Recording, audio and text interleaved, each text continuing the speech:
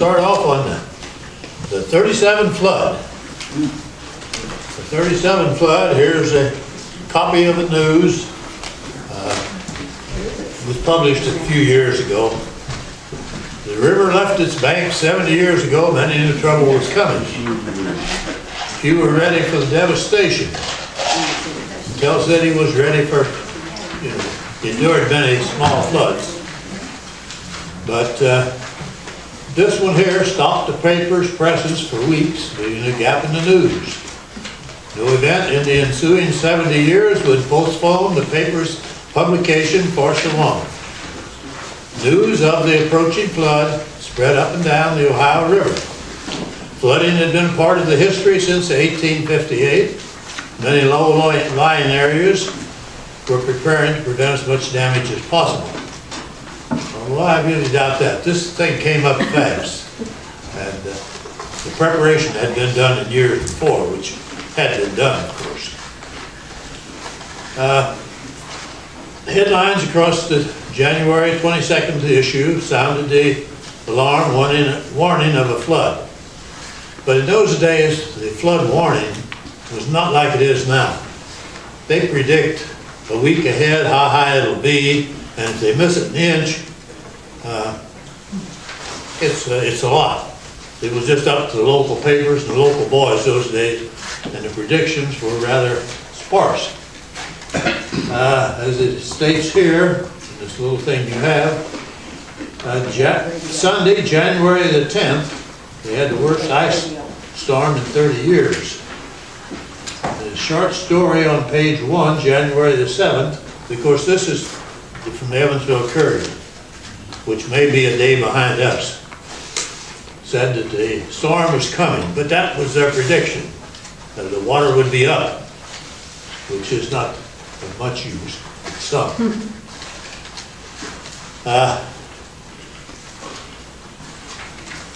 The news that issues front page story on January the 22nd, Friday, before the water came to the door. This issue's front page story, U.P. Cummings and Edgar Shergans shared the drama. The news is going to press this week under the most difficult situations we have faced in some time. We moved into our new quarters a year and a half ago, without missing an issue, and thought we had overcome the worst difficulties that might undertake us unless it was a fire. But we learned the two in the last few days. There isn't the remotest chance that we can publish any more for a while. The waters are crawling, rather would you say, jumping right up on our front door. They were down at the same place they are now. And no doubt will be on our floor no later than Saturday morning. The same condition exists with respect to the plants in town and every factory. The Hame Company, Desk Factory have all shut down, and the water department, electric department were shut down too.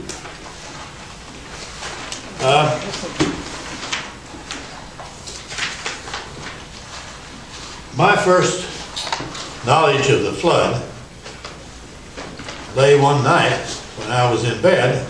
We were river rats, had boats, rowboats.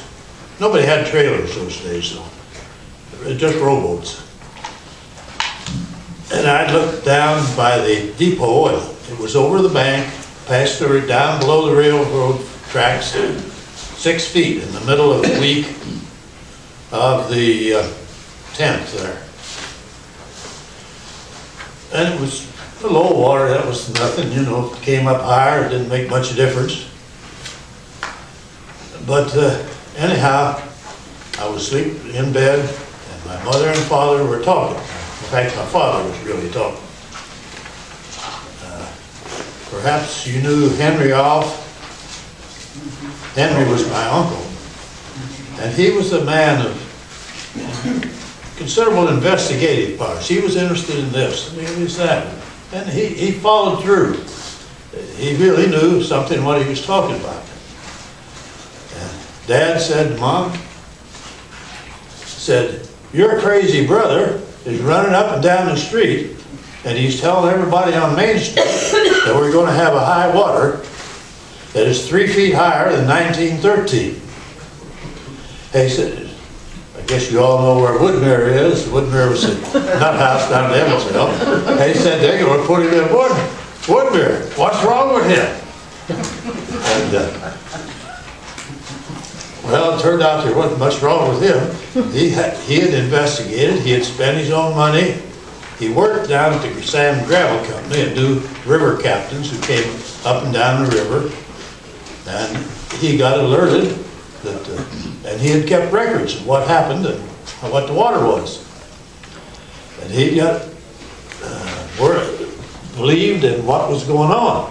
And he spent money to call Cincinnati and Pittsburgh long distance. Now, I never heard more than 2 or 3 long distance calls in my life at that time.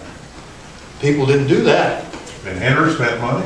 Yeah, he spent money. He did. He was known as tightwad. Yeah, he was tightwad. Yeah. He paid on his own dime. That was unheard of. And he went up and down the street telling everybody, and I talked to him later. He said, I knew it was going to be 6 feet higher than 1913. And you can't imagine, most of you, how it was set the days before the flood wall. People who lived in the flood, around the flood district paid attention to that. Almost every house was elevated to be built above the 1913 flood. If it wasn't above the 1913 flood, everybody knew it. Nobody wanted that house. They knew exactly where it was. The Obrecht house, they're sitting up on a pile of dirt. I have no doubt that is sitting up on that pile of dirt because they jacked it up to be above the 1913 flood. I lived on a house down on 6th and Humboldt. It was raised after the 1913 flood. They jacked it up, put about 6 blocks under it. It's a big house. And basement, you could walk around it a little bit. It had to bend over, but it hadn't had a basement before. And all the houses were that way. And the belief was amongst the adults that 1913 was it wasn't going above 1913. So this came as quite a shock to most of them.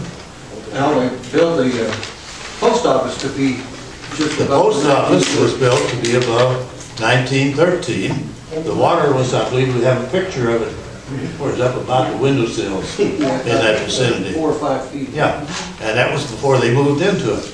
It was an architect designed it, and that's why it sits that high. It's above the 1913 water. He went into Blenzinger's meat market and told him that it was going to raise at 3 feet, and there had never been any water. 1913, it came to that corner of the park, in the gutter, in front of the park, in this corner. That was the height of 1913. It had never been any further up the block. The street slopes downhill in that direction, about 1 foot per block. Well, Blenzinger's like to laughed him out of the store. He was nuts. They agreed with my dad.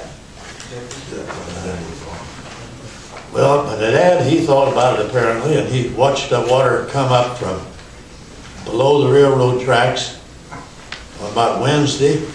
Thursday was up there around the hotel, Washington Street in that vicinity.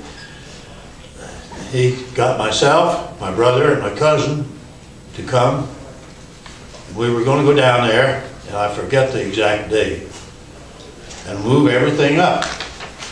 Well, we went down at daylight, about the next day after that, which I think was Thursday or Friday in January. And the water was in the gutter down at Shriver's Drugstore on Humboldt Street. In the middle of the block, the street being higher in the center, the water went down like this, you know. It was round, it went around. My wife lived there at Snyder's jewelry store, in the middle of that block. She says they walked to school in the morning, as usual, you know. They came out the door, walked down the sidewalk, and stepped off the curb, and jumped over to the water, and went to school. But time they came back, it was a different story. They had to go someplace else. They couldn't get there. Well, the water was down there. We went in the store and moved things up. He said, well, a little bit above 1913, moved the boxes up, put things on counter. Most things were in shelves those days. Myself, my younger brother, and my cousin Bob Off went to work, and we finally got everything up satisfactorily. Looked out. By that time, the water was in the gutter out in front of the store. Well, we moved it a little higher. We looked out there, and the water had come up on top of the curb, and the sidewalk sloped up to the store, just like it does now, but just a few inches. Well, it was like partly up the sidewalk. Went back, moved things up again. Looked out there, and there were 2 7.5-inch steps up to the floor. It was 15 inches higher than the sidewalk when we got up the sidewalk, which only took 2 or 3 inches. Well, first thing, we moved things up again. Then we looked out. We didn't have to look out. The water started coming up through the cracks of the floor. Well, we had boots, so we got boots out, put on boots. Then we moved them up higher. And we had things stacked high. Everything was in a cardboard box. We didn't have displays as they do now. And the cardboard boxes were stacked way up on the high shelves. And it finally got so we couldn't walk around in boots anymore. And somebody came over with a boat and took us out and rowed us across the street. And of course, the river came up and it stayed up for a long period of time, about a week. You can check on your disaster strikes thing here. It gives you data on that. It's not real exact. And everything got soaked and everything fell over. And the counters were made out of fish glue. That's what the furniture factory and everybody used those days. And when it got wet, it just got slimy, and then the board slipped apart. And most everything fell down in the water, of course.